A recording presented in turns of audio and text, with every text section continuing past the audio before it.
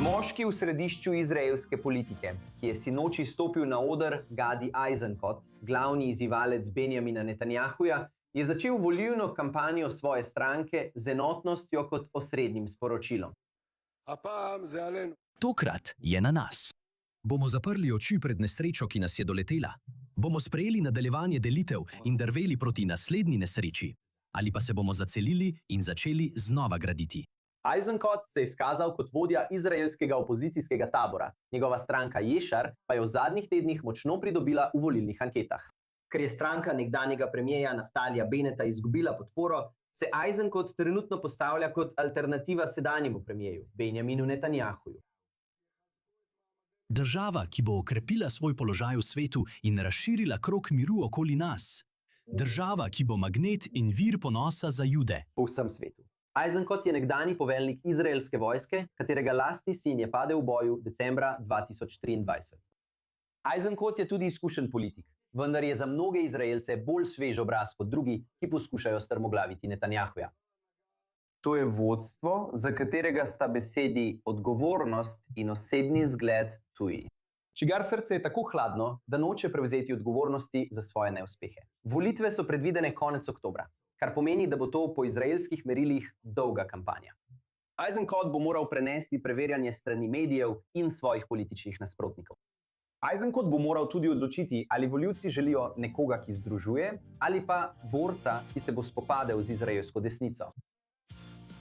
Oglejmo si najnovejše ankete pred volitvami v Izraelu konec oktobra. Nova anketa kaže, da si Izraelci v veliki večini želijo široko narodno enotno vlado, vendar ostajajo globoke razlike glede tega, kdo naj bi jo vodil.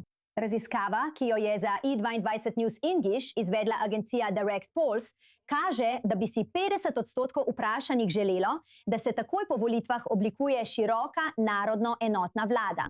23% jih podpira ozko desničarsko koalicijo z ultraortodoksnimi strankami, medtem ko si 27% želi ozko sredinsko levičarsko koalicijo, ki bi jo podpirala arabska islamistična stranka RAM. Na vprašanje o verjetnih voditeljih je 83% podpornikov opozicije odgovorilo, da ne bi sprejeli Benjamina Netanjahuja kot vodjo široke narodno enotne vlade, medtem ko bi ga sprejelo le 14% vprašanih. Ker je oblikovanje široke vlade pomembnejše od kateregakoli posameznega voditelja. 3% jih je bilo neodločenih. Ko so podpornike koalicije vprašali, ali bi sprejeli Gadija Eisenkota kot vodjo enotne vlade, je 70% to idejo zavrnilo, medtem ko jih je 22% dejalo, da bi to podprli v interesu narodne enotnosti. 7% jih je odgovorilo, da ne vedo. Torej, poglejmo, kdo pa ve. Analitik za mednarodne zadeve Dan Perry je še vedno v studiu, pridružuje pa se nam tudi višji dopisnik Ovan Altman. To bodo prve volitve v Izraelu po 7. oktobru. Ovan, kakšne so tvoje misli o tej anketi? Kaj si odnesel iz nje? Ampak v ozadju tega, Benita, je, da bo morda težko oblikovati vlado po volitvah, ker bi se lahko znašli v podobni situaciji, kot smo jo imeli leta 2019 in 2020. Tisti med nami tukaj se spomnimo teh let. Dobro se ga spomnimo. Volitve za volitvami. Ker matematika ni dopuščala oblikovanja in postavitve vlade, ki bi imela vsaj toliko podpore, da proti njej v izraelskem parlamentu ne bi bilo 61 glasov. In to je ozadje tukaj. Ker je mogoče, da niti desno-sredinska koalicija premierja Netanjahuja, niti sredinsko-levičarska, pa tudi nekoliko desničarska koalicija, ki mu nasprotuje, ne bosta uspeli. Da nobeni strani, seveda, ne bi uspelo doseči te številke 61. In zato bi morali razmisliti o drugih možnostih, bodisi o vladi narodne enotnosti, kot je bila opisana v tej anketi, ali pa o vladi, ki bi v primeru sredinsko-levičarske opcije temeljila na podpori na takšen ali drugačen način, na podpori nekaterih ali vseh arabskih strank. In Gadi Eisenkot, ki smo ga pravkar videli v tem prispevku, je danes zjutraj v intervjuju dejal. In je danes zjutraj v intervjuju ponovil, da bi bil on, za razliko od nekaterih drugih v njegovem taboru, pripravljen imeti vlado, ki bi bila oblikovana s pomočjo vzdržanosti arabskih poslancev Kneseta. Kar pomeni, da poslanci Kneseta dejansko ne bi glasovali za vlado. Vzdržali bi se glasovanja, a desnica to še vedno vidi kot diskvalifikacijo. Saj menijo, da vlada ne bi smela temeljiti na podpori arabskih strank, iz razlogov, ki so se pojavili po 7. oktobru, kot sami trdijo. V vsakem primeru nas čaka težko obdobje za sestavo vlade. To je volilna matematika v Izraelu. A pred nami so še 4 meseci kampanje, tako da bomo izvedeli še veliko več. Dan Peri, kakšne so vaše misli o tem in kaj Gadi Eisenkot trenutno prinaša na mizo? Gadi Eisenkot je zelo simpatičen lik, bil je nekdanji poveljnik vojske. Izraelci imajo to ponavadi radi, dokler ne vstopijo v politiko, nato pa so njihova dobra dela pozabljena. Ampak on izžareva nekaj, kar je antiteza Netanjahuja. Izžareva premišljenost, zelo globoko dostojnost in neko obliko spodobnosti. Ni bleščeč govorec, kot je Netanjahu, in to je Netanjahuju pomagalo v njegovi karieri. Zdaj pa se bojim, da so Netanjahujeve retorične sposobnosti bolj povezane z zvijačnostjo in spletkami, kot s čim drugim. Izraelci pa morda iščejo nekoga, ki je zelo prizemljen. Eisenkot je prav tako izgubil sina v vojni in je znano, da ni dovolil, da bi to kakorkoli vplivalo na njegov položaj, ko je bil v vladi v prvih mesecih po 7. oktobru. Tako se je pojavil kot vodilni kandidat na levici. Zelo zanimivo je, da noče igrati Netanjahujeve igre diskvalificiranja arabskih strank. To diskvalifikacijo bo morda res treba izvesti, moram reči. Odkar je Izrael dejansko prešel v dvostrankarski sistem, oziroma v sistem dveh taborov, so bili na eni strani desnica, verske stranke, Haredi in Likud, na drugi pa sredina, levica in arabci. Vedno je bilo tako. In na vseh anketah bi videli, da se pojavita ta dva bloka. Netanjahu v primerjavi Netanjahu je zelo pameten. Pred 7. oktobrom so začeli delegitimizirati arabske stranke, ker niso cionisti. Uganite kaj? Haredi tudi niso cionisti. Tudi Haredi so naredili isto. Torej, povem vam, na kaj bi se morale osredotočiti prave ankete. In anketa II24 bi morala gledati na dva bloka.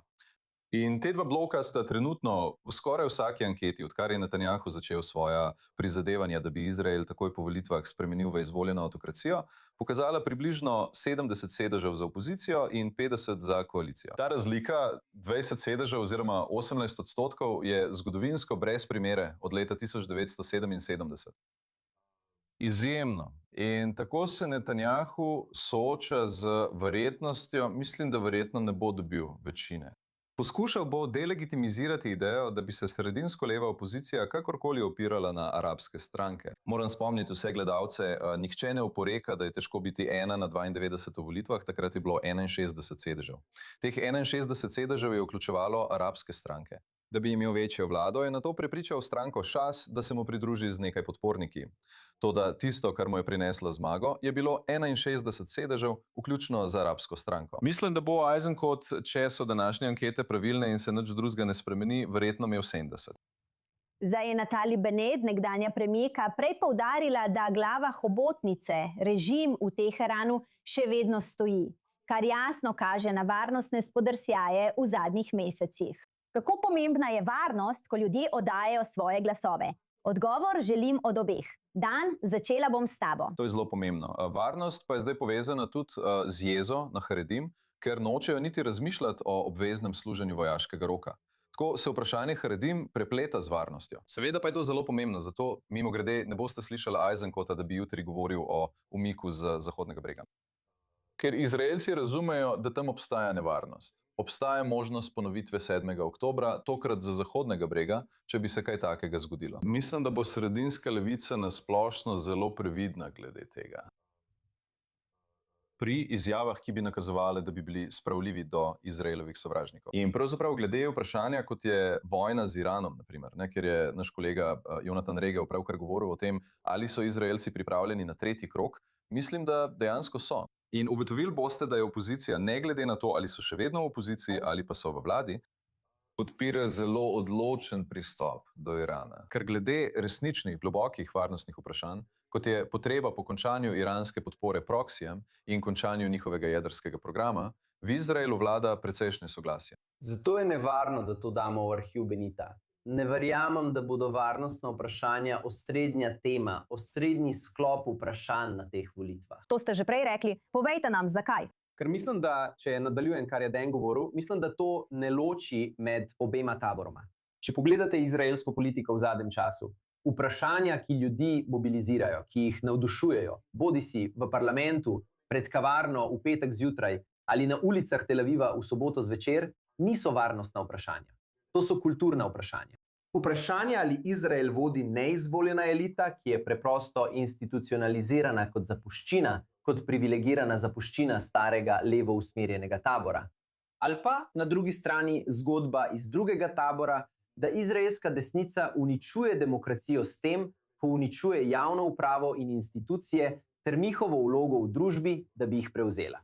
To so vprašanja, ki mobilizirajo javnost in jih bomo videli v različnih oblikah, tudi v varnostni obliki. Vključno z vprašanjem 7. oktobra, ko se pojavi vprašanje, katera komisija naj preiskuje 7. oktober.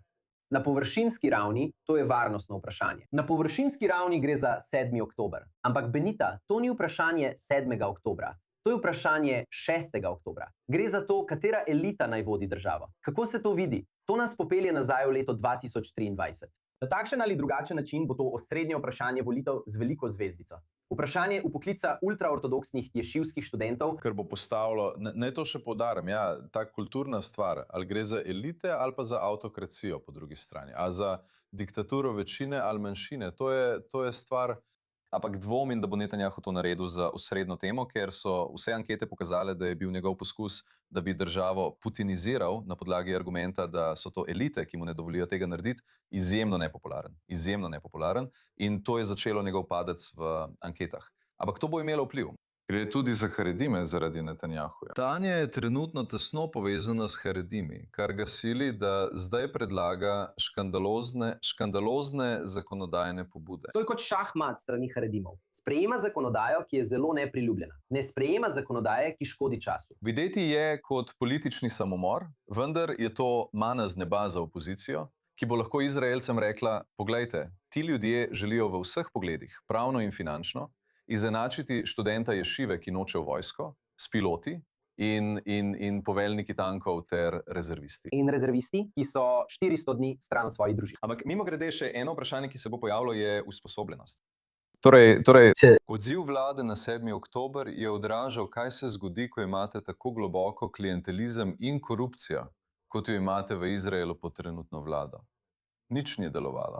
In v času vojne od takrat naprej je vojska delovala, vendar strateška stran ni delovala. Izraelci so to opazili. To je različica vprašanja kulturne vojne. In to je bistvo mojega argumenta. Pri tem imate popolnoma prav. Gre za 7. oktober, vendar je to različica kulturnega vprašanja. In zato na globalni ravni to ni vprašanje 7. oktobra. To je vprašanje 7. oktobra. Kar je gotovo, je to, da bodo volitve izjemno napete in zelo strupene. In v velikem delu izraelske javnosti obstajajo resnični strahovi, da bo vlada goljufala. Vse moramo opozoriti. Naj pričakujejo vsaj takšne očitke, če že ne dejanskega goljufanja.